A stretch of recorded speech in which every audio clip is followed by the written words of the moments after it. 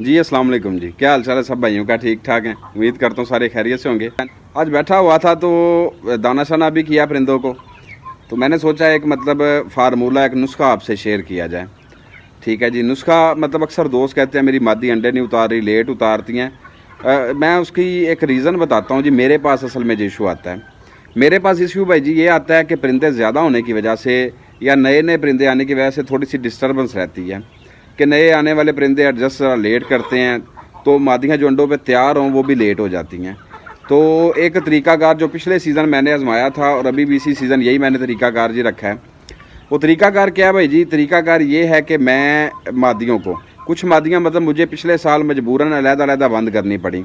एक एक दो दो मादियों को सेपरेट उनका खुड्डा उनका दे दिया, एक एक पिंजरा दे। तो उनको जब मैंने सेपरेट खुड्डा और पिंजरा दिया तो उससे मुझे एक फ़ायदा हुआ। अच्छा, तो मैंने जब 10-15 दिन के बाद देखा तो मादियों ने बिल्कुल झोलियाँ बनाई हुई। मैं मतलब बड़ा हैरान हुआ। मैंने कहा कि मतलब इतने अरसे से फिर रही हैं, इन्होंने एग्स वगैरह नहीं दिए, तो ये अचानक से ही अंडों पे तैयार कैसे हो गई? और मतलब इनको सेपरेट बंद किया। और उसमें दो चीज़ें जो ख़ास थी वो क्या थी?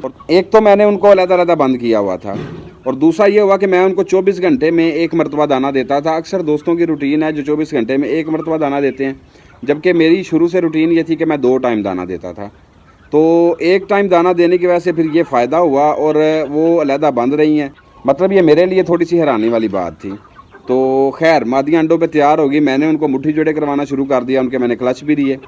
तो इस सीज़न फिर मतलब हाँ, ये पिछले 7-8 माह पहले फिर एक चीनी मादी थी उस्ताद बशीर वाली बड़ी, वो भी लेट एग्स उतारती थी, फिर मैंने उसको भी मतलब अलहदा खड़ा किया। तो 24 घंटे में एक मरतबा दाना डालने से मुझे ये फ़ायदा हुआ कि मादियाँ जो हैं वो अंडे उतारना शुरू हो गई।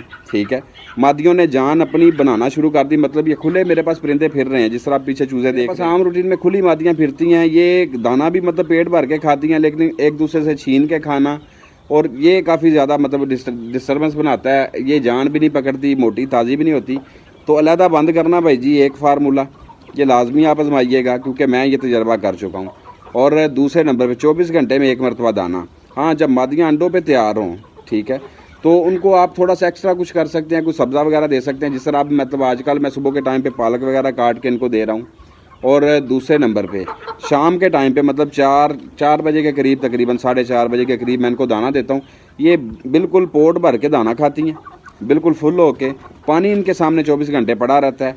ये मतलब ये इस तरह ज़रूरी है कि मैंने जो नोट किया है कि पेट का खाली रहना भी कुछ टाइम के लिए ज़रूरी है।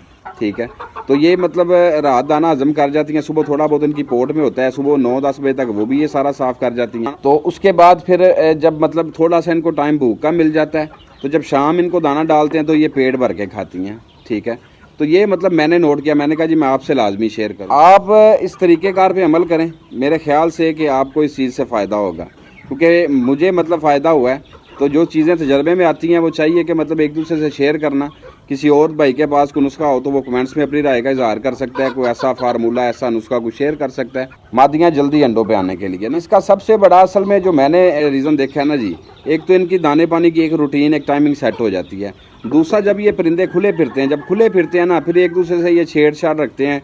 मतलब किसी को तंग कर, इधर छलांग लगा, उधर लगा, दाना मतलब छीन छीन के खाना, चाहे वाफर भी डाल रहे हैं तब भी मतलब वो इनको उस तरह फ़ायदा नहीं होता।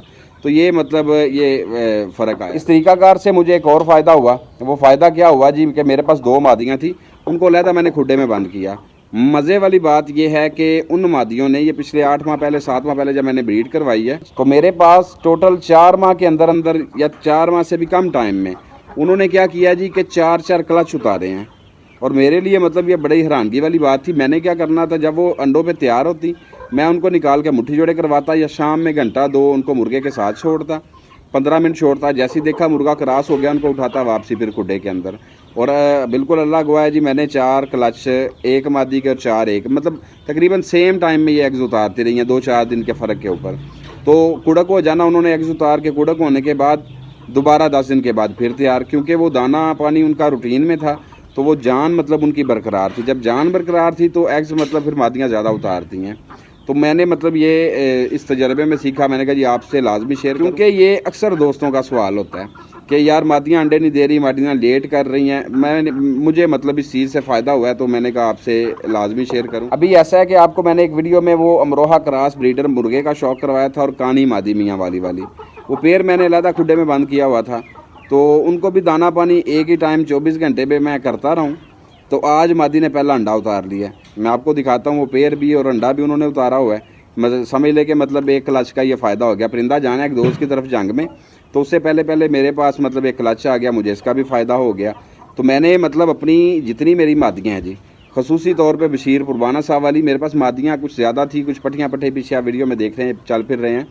तो ये मतलब मेरे पास ख़राबी काफ़ी ज़्यादा रहती है कि मतलब इधर भाग के कोई खा रहा है, कोई इधर जा रहा है। तो मैंने क्या किया, मादियाँ सारी उठा के बंद कर दी हैं। एक दो एक्स्ट्रा उनको खुला भी छोड़ दिया। अब मैंने मादियाँ अपनी अपनी अलग-अलग खुड्डों में खड़ी कर दी हैं। मुझे उम्मीद है अल्लाह के घर में कि शायद 10 से 15 दिन के अंदर अंदर ये मादियाँ एग्स पे आ जाएंगी। जब ये मादियाँ एग्स पे आ जाएंगी तो मतलब उसका फ़ायदा ये होगा कि ब्रीडिंग सीज़न तकरीबन शुरू हो चुका है, तो सीज़न के स्टार्टिंग में मुझे इनके पहले क्लच के एग्स मिल जाएंगे।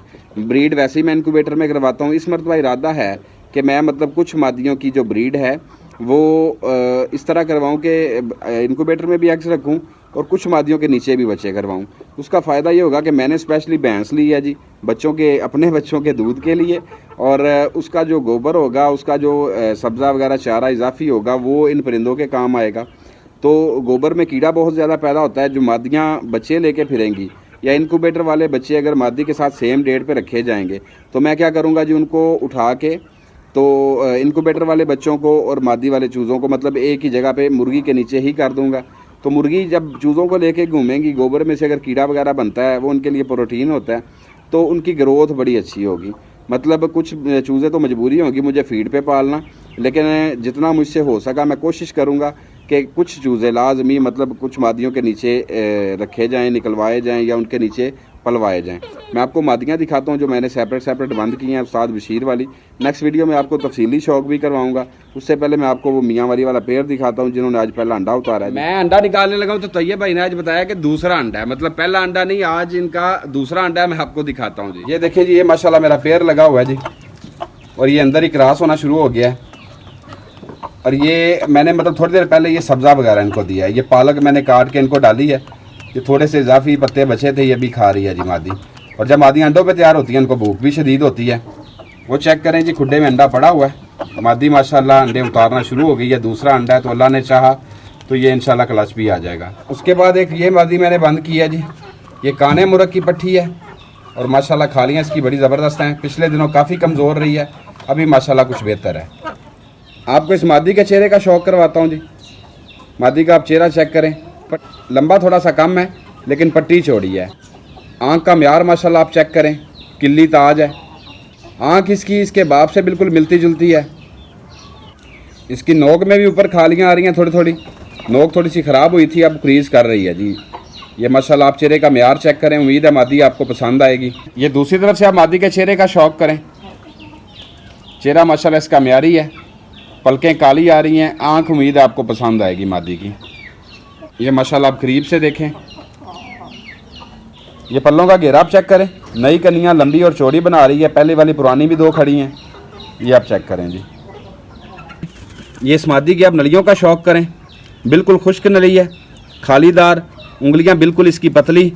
ये आप चेक करें माशाल्लाह, नलियां माशाल्लाह मादी की बहुत प्यारी हैं। अभी वैसे कुरीज कर रही है, मज़ीद 1 से 1.5 माह तक ये नलियों का म्यार ज़्यादा बेहतर दिखाएगी। ये करीब से आप मादी की नलियों का शौक करें, उंगलियां देखें बिल्कुल पतली।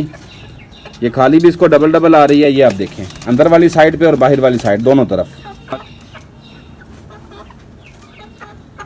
उम्मीद है जी मादी आपको पसंद आएगी। ये मादी छोड़ के आपको दिखाता हूँ, वो पीछे पिंजरे में इसी के बहन भाई खड़े हैं, काने मुर्गे के ही बच्चे। वो बच्चे लास्ट क्लच के मेरे पास आए थे, काने मुर्गे के। उम्मीद है जी मादी आपको पसंद आएगी।